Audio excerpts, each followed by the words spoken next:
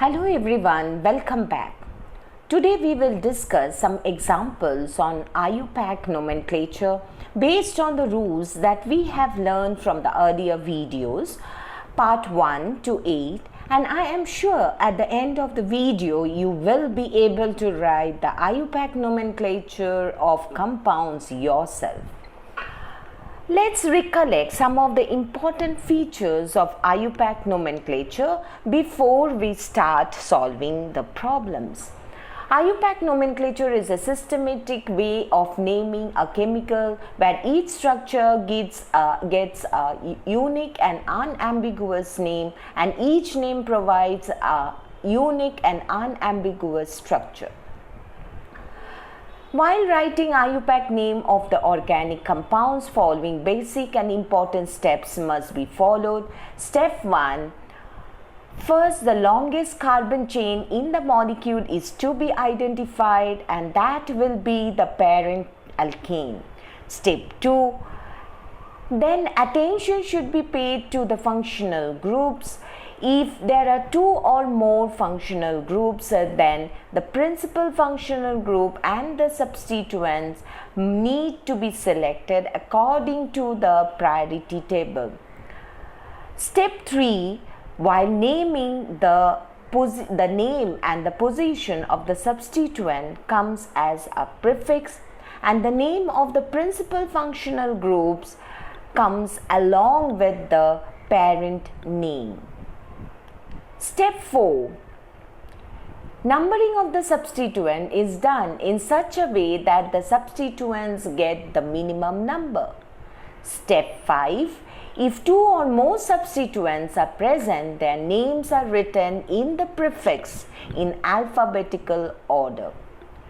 Step 6. If there are two or more identical substituents, then the prefix like di, tri, tetra, etc. are used before the substituent name. Step 7. The name, prefix, suffix and parent are written without a gap. Step 8. The numbers, if two or more, are separated from each other by comma. And the last step 9, there should be a hyphen between the number and the name. Now let's look at the first example. Write the IUPAC name of the following compound. First, look at the compound. The compound has a double bond and no other functional group. Therefore, it is an alkene. Now step 1, choose the longest chain. This or this. The one within the black border has 5 carbons and the one within the red border has 6 carbons. Therefore, we should choose the chain within the red border, right? Step 2. We have already found the functional group. It is an alkene and the compound has a methyl substituent. So, step 3, now we have to do the numbering. The numbering should be done in such a manner that the substituents get minimum number. So, the numbering of the compound goes in this manner. Step 4 is the naming of the compound. Double bond is a principal functional group, and so its suffix name "ene" will come at the end of the parent name. The double bond is located at position 3 of the longest chain containing 6 carbons, and so the parent name is hex 3-ene. But what about the methyl substituent? We should not forget to include that in the name. So, the methyl group is located at 3 position of the longest chain. Therefore, the IUPAC name of the compound is 3-methyl hex 3-ene. Coming to example 2. Write the IUPAC nomenclature of the following compounds. The both compounds are isomers. They have same molecular formula but different position of groups. They are called positional isomers. First, let's look at this compound. This compound has a single chain. Now, which direction we should start numbering? From left or from right? If we start numbering from left, chloro gets 3 position and bromo gets 5 position. Whereas, if we start numbering from right, then bromo gets 1 position and chloro gets 3 position. So definitely we should start numbering from right hand side, and the numbering goes like this. Now we are ready to name the compound. We know that both bromo and chloro always comes as a prefix name, and bromo gets preference over chloro. If you have forgotten this, please refer to my YouTube video part 7 and 8. So the IUPAC name of this compound will definitely be 1-bromo 3-chloro-pentane. Now coming to the second compound. What is the difference between the first and the second compound? It is only the position of bromo and chloro group. The other rules remains same. So, what will be the name of this compound? Please pause the video and solve it yourself. Unless you solve it yourself, it is difficult to write the nomenclature, the IUPAC nomenclature of the compounds. See, people will try to confuse you.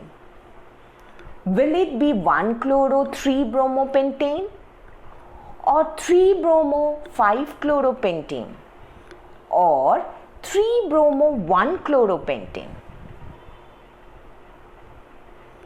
If the earlier compound is 1-bromo 3-chloropentane,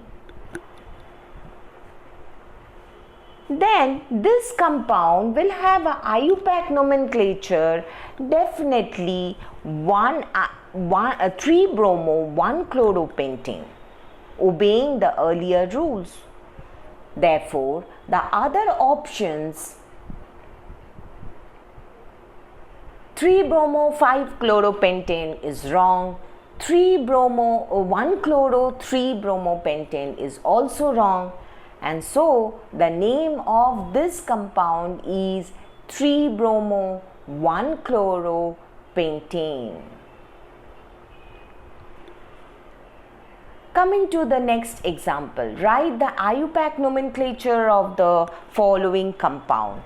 And the options are 2-nitro 5-methylhexane, 5-methyl 2-nitrohexane, 5-nitro 2-methylhexane, and 2-methyl 5-nitrohexane. Pause the video and solve it yourself. Here also the compound has a single chain and there are 2 substituents, methyl and nitro, which will always come as a prefix name. The problem in this compound is from which side we should start numbering. If we start numbering from either side, one substituent gets 2 number and the other substituent get 5 position. So, should we start numbering from left or from right? M comes before N in alphabetical order. So, methyl gets preference over nitro. Therefore, we should start numbering from left. And now you should be able to write the name of the compound yourself. The name is not 2-nitro-5-methyl-hexane nor 5-methyl-2-nitrohexane nor 5-nitro-2-methyl-hexane. It is 2-methyl-5-nitrohexane. Next example. Write the IUPAC name of the following compounds and the option of the following compound. And the options are 3-chloro-2-methyl-butane nitride, 2-chloro-3-methyl-butane 4-nitride, 2-methyl-3-chloro-butane nitride, and 3-methyl-2-chloro-butane 4-nitride. First, look at the compound.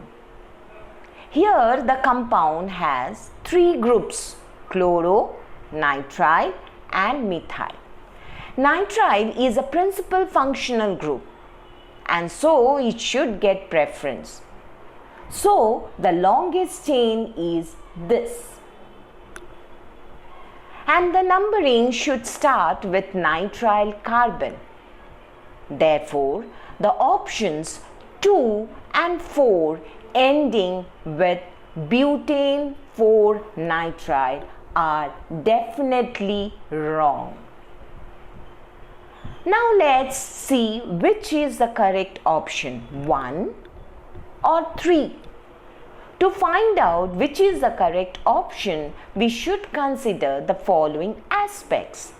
The name of the principal functional group, that is nitride, will come as a suffix name to the parent name containing 4 carbons.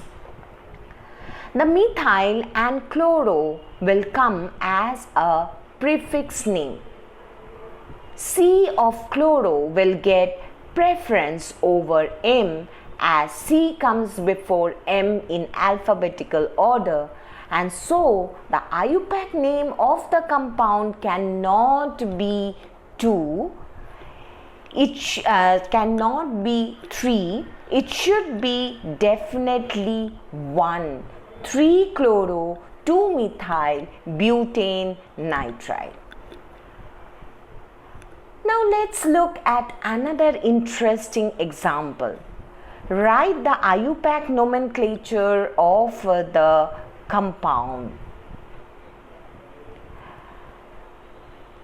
In this example also, the compound has a single chain and there are 2 functional groups, nitride and carboxylic acid. In my YouTube video part 8, we have learned about the priority table. Do you remember the trick to memorize the priority table? Come, sit, eat, almond, apple, naka, tea, and announce, all applaud. So, carboxylic acid group is more preferential group than nitride. So, in this example, carboxylic acid become the principal functional group and we have to use its suffix name. Nitride in presence of carboxylic acid becomes the substituent. Therefore, the numbering of the compound should start in this manner. Starting from carboxylic acid group carbon. Since in this compound nitrile is no longer a principal functional group, it is a substituent, so we will use its prefix name. Therefore, the name of the compound is, guess what it is? It is 3-cyano-butanoic acid. See, when the nitrile group is a prefix name is used as a prefix name, then we use the word cyano, no, not nitrite. So the name of the compound is 3-cyano-butanoic acid. Coming to the last example of today, write the IUPAC nomenclature of the following compound. The options are N-methyl, N-ethyl, N-methyl butanamine, N-butyl, N-methyl ethanamine, N-methyl, N-ethyl butanamine, N-ethyl, N-butyl methanamine. First look at the compound. The compound is a NN disubstituted amine. So, step 1 is to choose the longest chain. It should definitely be this. The parent name is definitely butylamine, as the number of carbons within the black border is 4. Therefore, the options 2 and 4 are wrong because they have the parent name ethanamine and methanamine. Now, which is the correct option, 1 or 3?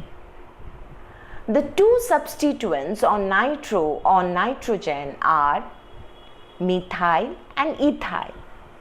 Since E comes before M in alphabetical order, therefore the IUPAC name of the compound will definitely be N-ethyl, N-methyl butanamine. So the option 3 is wrong and the correct option is 1. That's all for today. We will discuss more examples on IUPAC nomenclature in the next video.